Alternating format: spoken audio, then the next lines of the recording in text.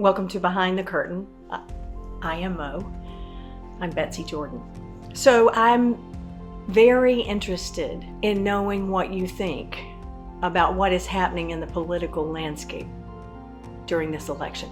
We have seen more high-value endorsements than ever before in any political campaign. We have seen things happen that are historical in nature, in that Biden moved over and graciously offered the stage to Kamala Harris. And Kamala has stood up as a person who, while being very intelligent and very strong, has a humorous side to her.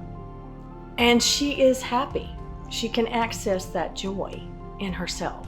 Now, some of our greatest leaders can do that, right? She's not making fun of people at their expense or having a joke at others or groups of people at their expense. She truly is optimistic about the future of the United States of America, the future of democracy, how she can stand for the people and has always been standing for the people. Kamala Harris is a very, very good person, but she's not a pushover, and that's important. It's an important distinction. She's not saying that the person who is president of the United States is going to be the spiritual leader of our people, because she knows she's not that. She knows she represents people who are spiritual leaders in their community. She's not trying to take that role away from anyone. But she is providing a foundation for all people to get along in this country and be able to access individual rights. She protects the Constitution. She values the law. That's important because that check and balance was taken away. So President Biden right now could decide not to leave office. He will not, because that's not the kind of person he is. And they are banking on that, taking advantage of the good nature of people. So what I'm seeing here is, and I'll just, I've wanted you to think about how you see the landscape, and I'd be interested in your thoughts. How I'm seeing it is that there's a desperation to the activities that are happening. Not so much on the Harris-Walz team. This is not a desperation. They're seriously having fun. But there is a desperation on the Republican side. And it is intended to paint a picture of a country that's not working, a country that's broken, seriously broken, a country that we need to go back to certain values, a country that looks a certain way, a citizenry that looks a certain way, acts a certain way, is a certain way. And so let's talk about what America is. America is a melting pot. There are things that we are embarrassed about in our history, yes. But have we been able to get along and find a way forward? Yes. We are the great experiment. And I think this experiment is succeeding. I think we're in our adolescence, though. And so because we are in our adolescence, it's like raging hormones, right? So it's like, it's very confusing. So if you can back up and go, this is my country. I'm going to shepherd it through puberty. I'm going to take it through to where we are continually the beacon of light for the rest of the world. And I'm going to take that on as a citizen. And I'm not a victim of my country. I am a citizen who can be active and serve. All right. Now, Kamala is serving the people. That other guy is serving no one but himself.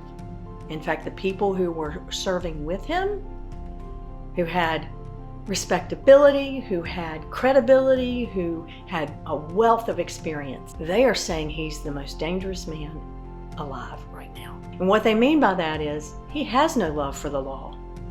He has no love for the Constitution. In fact, every single thing he's been accused of, and remember, he was convicted on 34 counts of both sexual assault and fraud. You can't get more criminal than that. But because he had appointed people to the Supreme Court, and my guess is they've been co-opted. I know that's a strong thing to say, but we're going to press charges against them too for being partisan in their rulings. Because he co-opted them, he's getting away with it. I don't want a kingpin or a mobster at the top of the food chain. Because I know what that means for me, and I know what it means for my friends, and I know what it means for this country. It means corruption. Now, I come at the political arena from being involved in a family that believed in good government, believed in public service. And I saw politicians as good guys that were actually doing something for their community and wanted to serve, right? And yes, it was old school way of being in office, but it doesn't have to be.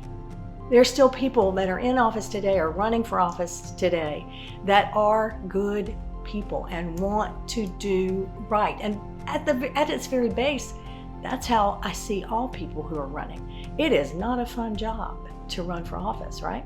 But the sad thing that I see showing up in today's world is that you have to either have access to a lot of money or have it yourself. I was talking to Congressman Jeff Jackson the other day. He's running for Attorney General, and he's saying his Attorney General's race is going to be in the millions. Like 16 million was what it was at last count. And that is unheard of. It's the most expensive Attorney General's race in the country. It's in North Carolina. Okay, so you look at that. North Carolina is a battleground state, and we're close. Obama took it the first time he ran. He didn't the second time for his re-election, but still won the country. So what I'm trying to say is that I think these guys are pretty good people, but money is factoring in way more than it should, because a good businessman is not necessarily a good president, because you're serving all people, not just your people. You're serving in your community, and your community happens to be the world if you're president of the United States. And so you don't want to put tariffs on China, which is going to disrupt the whole system, throw Mexico into a depression, and increase immigration, because they'll have to run to get work. So I'm wanting you to think about all these things, and I'm wanting you to understand that there's a movement afoot to buy this election. When Elon Musk is putting $44 million, actually I think it's twice, like close to $100 million in the presidential race through his PACs. It's a legal thing for him to do, but it's him wanting to be ruler of the world. It's not him actually being honest about this, because he actually worked as an illegal immigrant in this country first, and he owes us a lot. He doesn't owe Russia, he owes us a lot. And he's aligned with someone who is against immigrants, and he is one. So is he more special than the rest of us? He thinks so. And his pocketbook would say so, but I still say we should not let them buy this election. We need to get out there and vote and get other people to the polls and get our ground game going, so that we're educating people on what is really at stake. So if you haven't voted, please do. If you have friends that you'd like to take a friend to vote today, take a friend to vote. I know people who are flying home specifically to vote to make sure that their vote is counted. This is Behind the Curtain IMO. Thank you for being here.